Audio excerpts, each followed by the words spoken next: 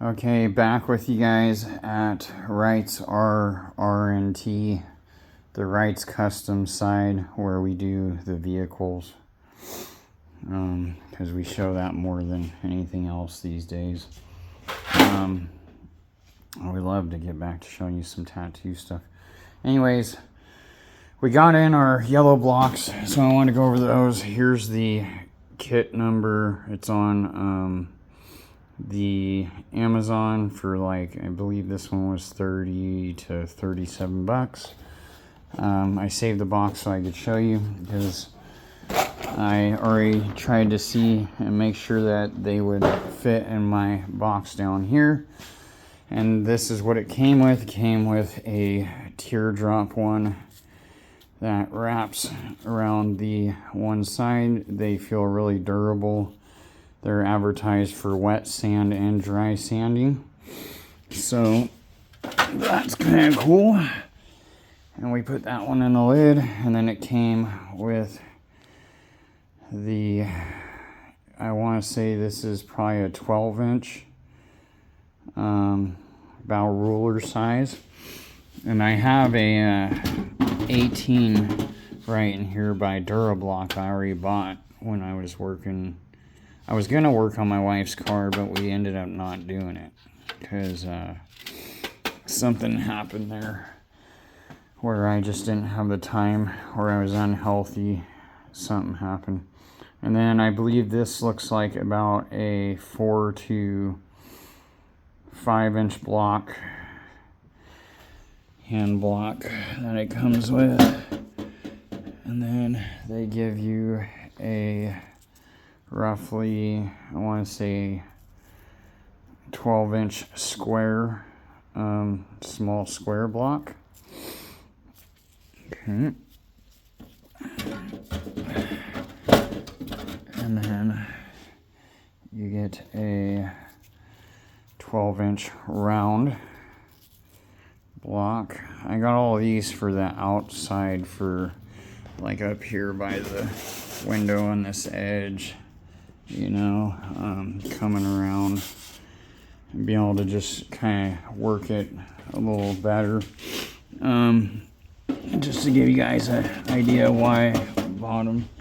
And then they give you two, I believe they're 4-inch by the width of the paper, and I believe these are commonly used for wet sanding, like flow coat. That's probably what I would use it for more, I'm going to probably use these for flow coat. Just because it makes sense to me. But,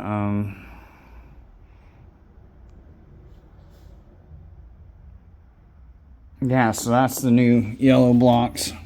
Everything fits right in the kit, just like that.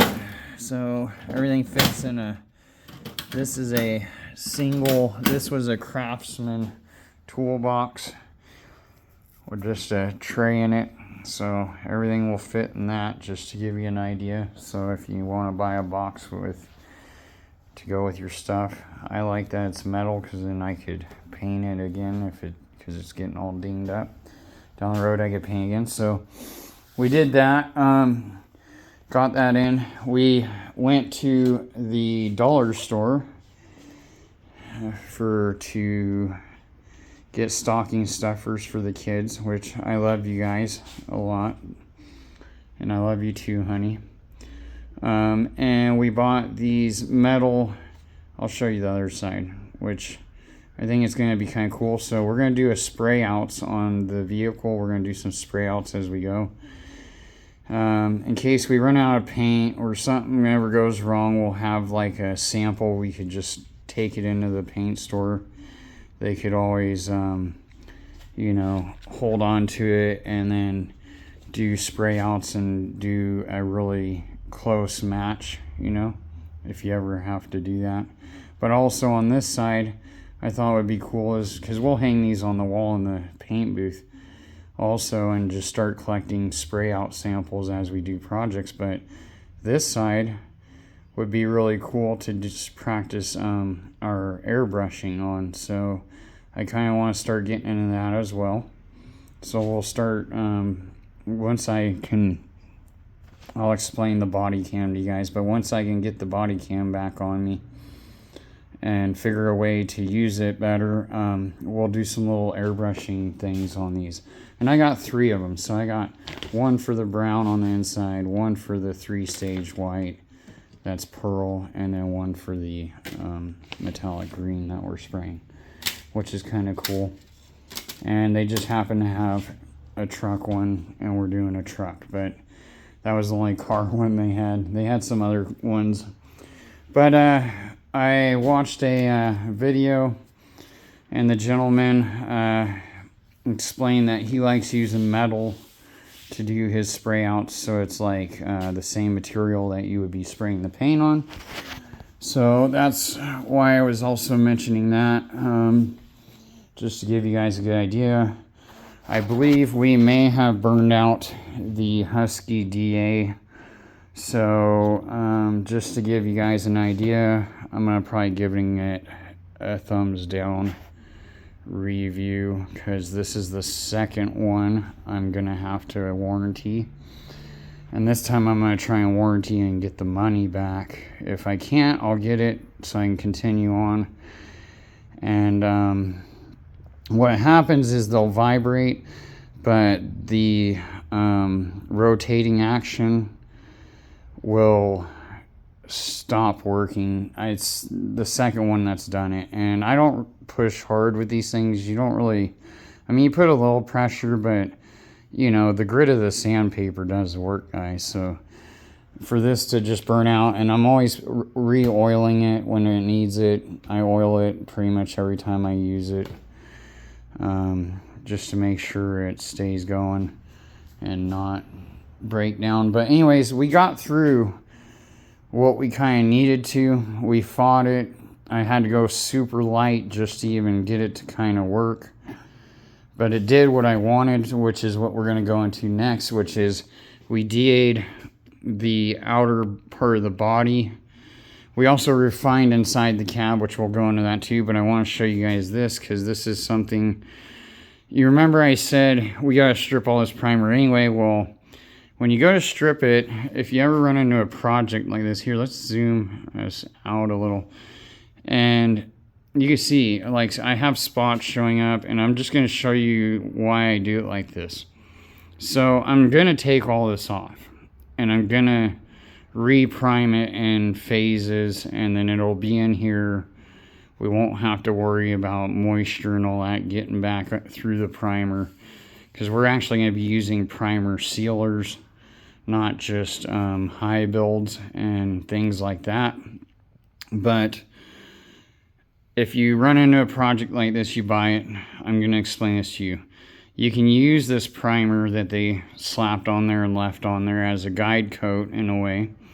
You run your DA over it with, I used 180 grit.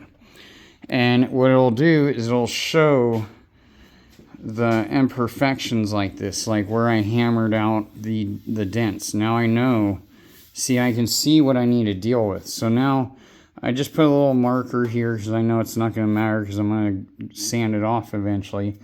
But it shows me my areas I need to work with, like filler, lead patching, whatever you choose that you want to use, because you could lead patch and not use any body fill. I'll show you down here another example that, you know, some area that stuff showed up that, you know, we hammered the dents here too, so it shows that. But it also shows, like right here, it showed some stuff. We kind of cleaned this up, but some of this is chipping out, so we're going to have to probably chisel that out and redo it a little bit there on the corner. And up here, I'll show you guys. Let's see, I'll put you back on the regular. Right here it showed that there's rust. Like I was saying, it would start to flash rust underneath again, or somebody primered it and they just primered over the rust. You you know, right here's decent. It's, you can see like the back of this was taken care of under there decent.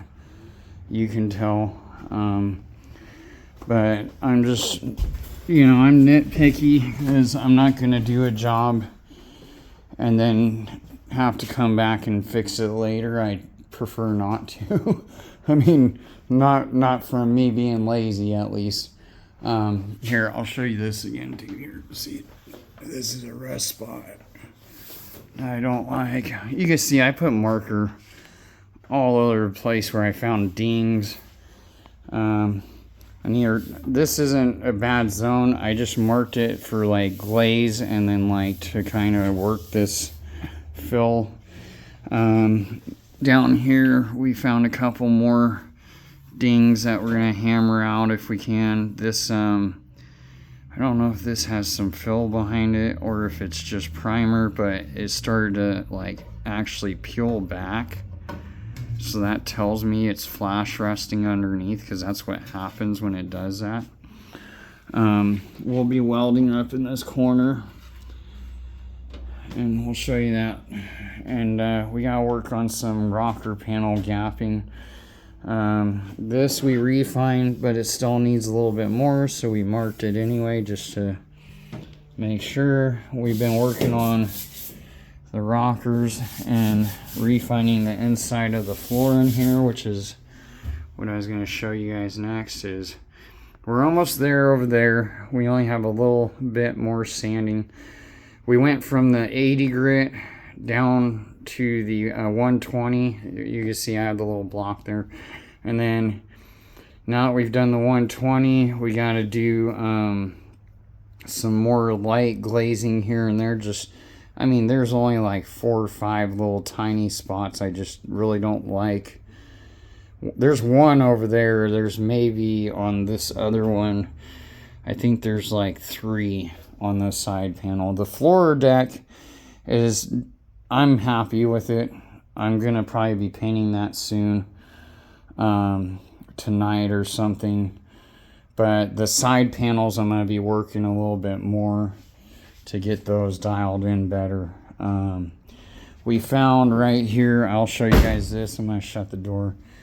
This was just kind of slapped together real quick. I already knew this was done in a hurry to just get it over here and have something in there. Or whatever. But I found some other little things like right here that I'm gonna, like on the other door. But this door here has a major dent right through here, and you can see it's bent in to the point that it kind of showed that bottom lip isn't flat like this. It pushed it in. So we're gonna take the dent puller and we're gonna pull this all the way down. And then there's a lot of damage through here that needs to be glazed and actually sanded better and reworked. Maybe if it's real bad we can pull some of that too, but I don't know what's under there. A couple dents here, some rust out starting to happen here, so we need to tap on that with a hammer and see how bad that is. And this was the more shocking part, because as you can see, we went down the corner panels, and it shows just some metal, no flash rust underneath, so not super bad right here. So we're not, you know, if we start sanding through here and we start to see the same, we know this isn't too bad. It's when we start, I'll show you what we're going to show you next, and even the hood you can start to see. But I mean, we're still stripping this. It's going to be stripped just so we can make sure that we don't run into what I'm going to show you, which is this. So I'm hoping you guys are seeing it. You see there's I got the paint lights on so it's bright in here, so I'm hoping it's showing but there's like a brown flash rust under there, or like I said, possibly rust that wasn't even removed. And I'll show you where it's at. It's right here. So I took the DA over it and I found all this. And it's sad because a lot of people, they primer. They think the primer protects the car. And this may have been done right and then primered, but over the years it sat in the moisture and once again did this underneath. But if you paint over that, then you're asking for problems later. So I would tell you, you're better off if you get a project and you buy it. And I don't know when the primer was put on it. This is just me saying, like, if I bought a project from a gentleman or a gal or somebody who, you know, they primered it, but it had been not really sitting in a shop. And honestly, even if it got like a condensation type dew that was on it, you would have to strip it. But I would just strip it, because if it's just primered and they're like, oh, it's primered, it's ready for paint, more than likely you're gonna have some kind of issues like what I'm finding, and you want to deal with them, because you're gonna spray your paint on there. And then I just went and looked at a gentleman's car, and sadly he's dealing with rust bubbles and signs of rust coming back through on a nice, beautiful car. And that's, you know, not dealing with the prep work or something to the extremes.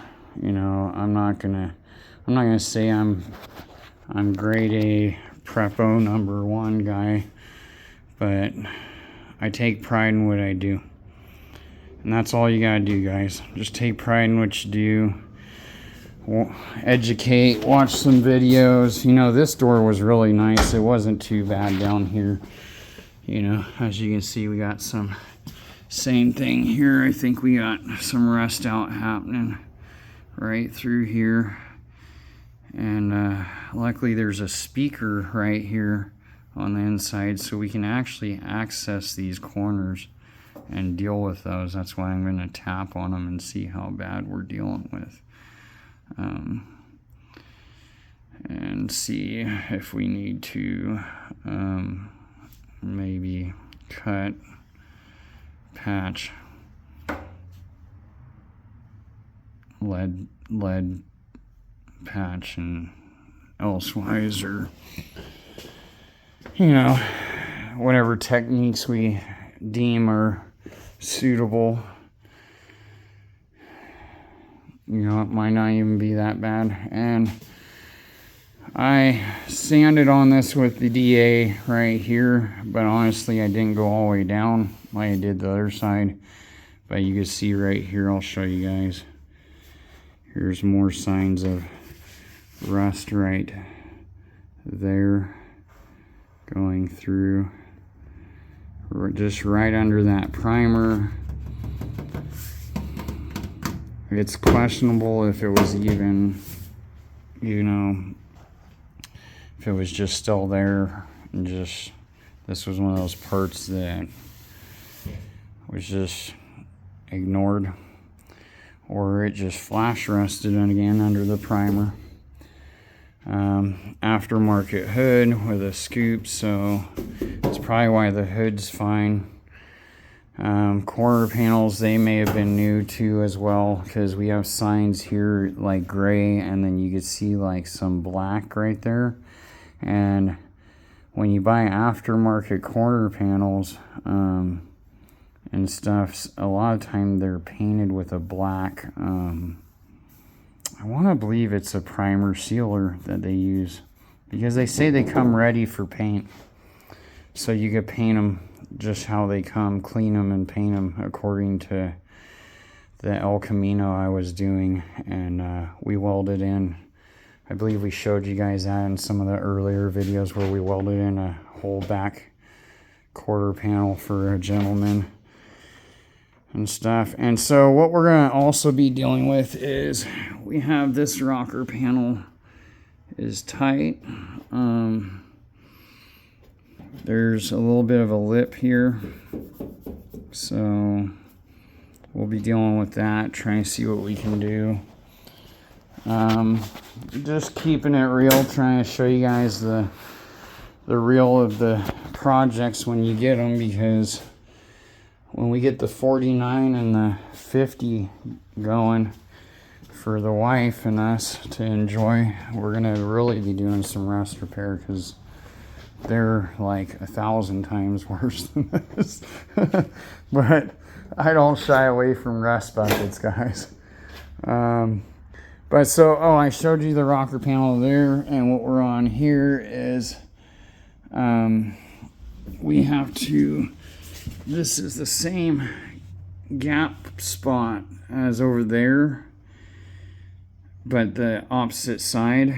And if you see here, sorry, right here, it's a lot wider. So we have to figure out why.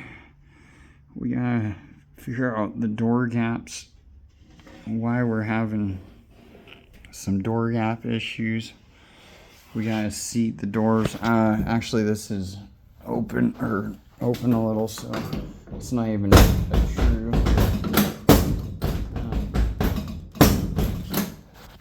door gap. We're gonna have to deal with it though before we paint as well. Because as you see, it goes from super wide here, comes up and narrows in, and then re-widens and then narrows again. So we have a few things. Door gapping. Yeah, we still got a little bit to do. That's why I jumped ahead on sanding some of this down to see where, like I said, use the primer as your first guide coat. If you're going to rip it all the way off anyway, that's fine. But don't just rip it all to the metal, like from end to end. Use it as your guide coat. You know, find like, here's some things that are like, they're popped out, and it's probably from like pop welds, like you know, little plug welds, you know, to hold brackets in the back for the gas tank and stuff. So that's probably what those are.